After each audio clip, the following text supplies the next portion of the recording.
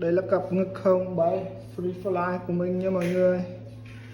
Chào buổi sáng anh em. Ca ca ca ca ca ca ca ca. Này mọi người nhìn thấy con nào gấu thủ lĩnh đấy, đâu ra đấy, trong cuối của mình đấy. Đấy, ca ca ca ca ca ca. Đấy, đâu ra đấy, đóng nó đẹp lắm, tưởng nó to. Đấy, cặp